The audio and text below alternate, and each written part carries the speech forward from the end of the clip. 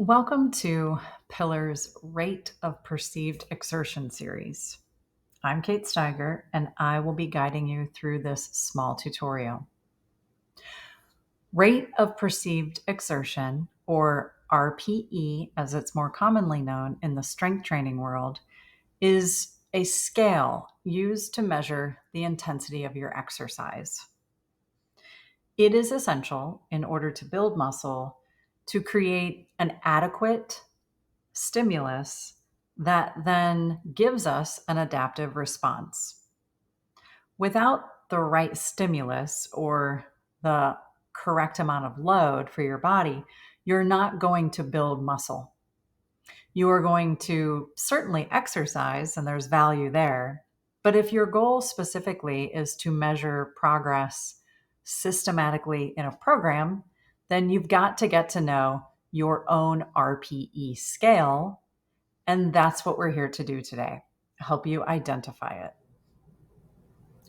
I love talking about rate of perceived exertion because it has direct impact on your strength training program and the progress therein. But it can also be a really valuable tool for perceiving any stressor in our environment. So, subjectivity can be a tricky thing, and the RPE scale is very subjective.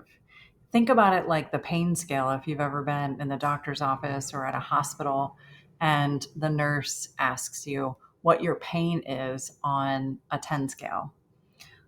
A lot of times it can be disorienting to us because we think, well, what does 0 mean on the pain scale? What does 10 mean on the pain scale? And oftentimes we as humans like to have some kind of explanation or categorization for the scale.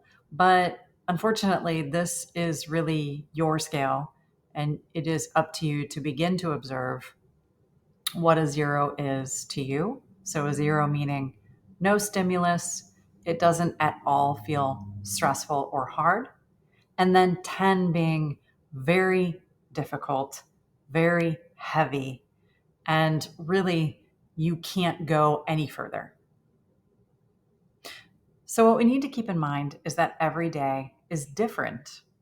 Some days we wake up ready for a day in the fullest of energy and feel very strong. And there are other days that are the exact opposite. We wake up feeling really tired and we have low energy. So, this then affects how our energy cycles throughout the day and then how we react to the stressors in our daily environment. And this is a pretty easy one to think about in just relation to a regular day. So, I wake up really tired. I need to get ready to go to work. I forget to pack my lunch because all I'm thinking about is the cup of coffee.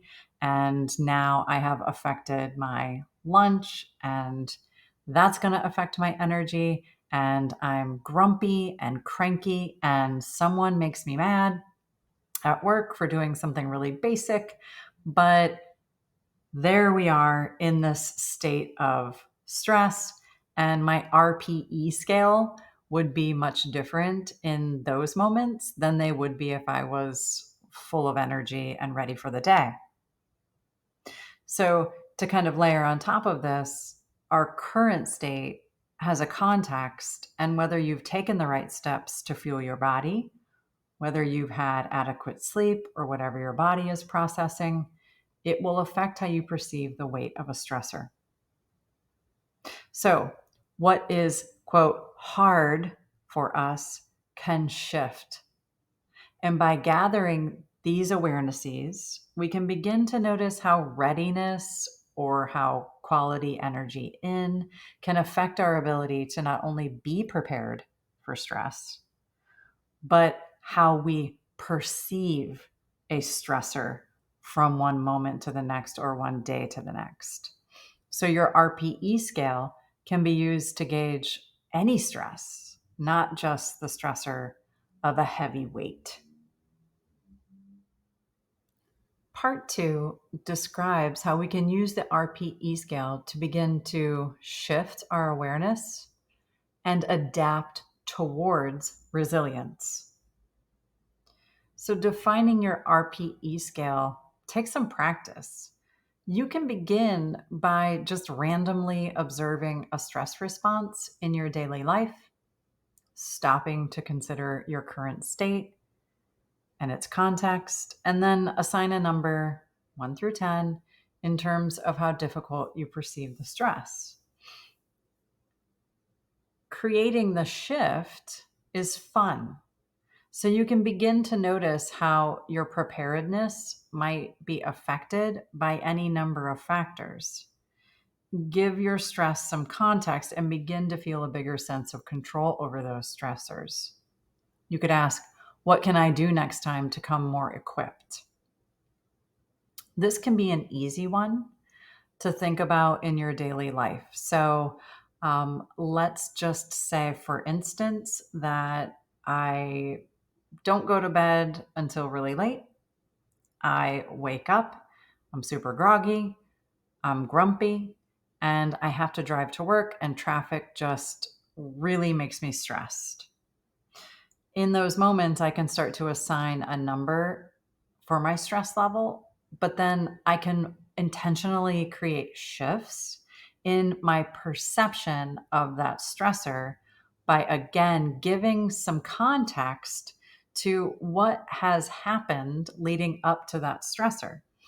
How can I affect how ready or prepared I am for this stressor in my life? Some people find it helpful to record your state. So you keep track of a regular stressor, and we're going to continue with the whole morning commute. And you decide that you're going to go to bed 30 minutes earlier, and you're working really hard to do that. So you've got some extra rest. You wake up feeling more mentally clear and prepared. And as a result, that morning commute no longer feels like a 7 or an 8 or a 9, whatever you were perceiving it before, but now it feels more like a 4. So, what you've done is you've created a shift in your behaviors to create more readiness for the stress. And then you created a shift in your resilience to the stress. It no longer feels so stressful.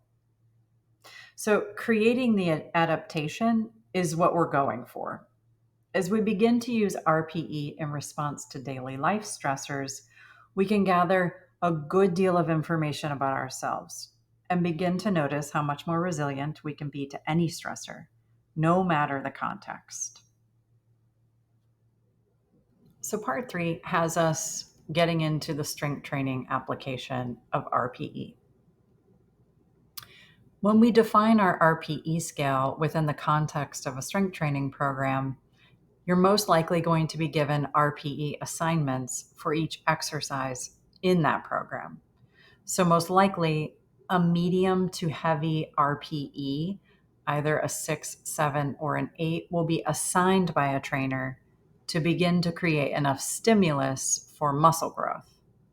So, what do I mean by this? Maybe you have to do 3 sets of 12 reps of squatting, and it has to be on your RPE scale a difficulty rating of RPE 7. This is going to take some trial and error if you're a beginner because you don't really have any baseline numbers to know how much load is appropriate to really create that stimulus for you. So you might have to try just picking up what you would perceive to be medium or heavy weight, do your reps, and see if it matches a 7 or an 8, whatever you are assigned. If it doesn't, then you're going to have to go up next time. And we'll get to recording in just a moment. But what we begin to notice is how our preparedness might be affecting any number of factors in this RPE process. So you have to give some context to your RPE assignment. Maybe you pick up that 50 pounder and you're going to squat with it, and you didn't get enough sleep the night before. This is going to affect how you perceive that particular weight or load. The same goes conversely. If you are fully ready in that training situation, you've had adequate sleep, you are properly fueled, you don't have any major, I don't know, feelings circulating in your body from a disagreement that you had or a project that you need to turn in at work. So, all of these things have a context for our preparedness. And this leads me to recording your state. So, if you are in a program, you should have a training journal or some sort of piece of paper that tells you what you're supposed to be doing. As we begin to work, we should be recording and keeping track of our current state and how it's affecting your RPE. So I open up to training program. I am on day 3 and I am again doing my squats, but I'm just jotting down a little context here for no sleep or was sick, just getting back into the gym, or I started my period. There's lots of different reasons for our current state's context. And so I'll just write a quick note. But what I'm also sure to record is the weight in pounds or kilograms for each exercise and the RPE. So if the RPE says 7, and I'm going to record the weight that felt like a 7 in addition to any details about my current state. This is going to help us really monitor over time what's working for us and how we are progressing, or we are plateauing, or we are regressing in some way. So, creating the adaptive response is what we want. And over time, you're going to begin to realize that your strength or resilience to a stressor is improving, because what once felt like a 7 or an 8 RPE might start to feel more like a 5 or a 6. And this is how we use RPE in a training program to increase our strength and notice how we created the shift, then the adaptation in our bodies. So, part 4 is just an introduction to 2 important terms that you will hear a lot in a strength training program, and they are volume and load. And they're important to the RPE scale because that's essentially what we are measuring and what we are tracking. And what gets measured gets managed. So, when we can accurately measure or observe what's happening in a program, and then we record it, over time, we can see how adjustments need to be made and whether or not progress is being made. Because establishing how much and how heavy you train will affect your progress. Most people don't see progress in a training program because they simply aren't working hard enough. And you must work hard enough to stimulate muscle growth or strength development. So, what is volume? Volume is how many reps you work for a particular muscle group or exercise. So, for instance, 3 sets of 10 reps would be a volume of 30 reps total for that muscle group or exercise. Load is the amount of weight you lift.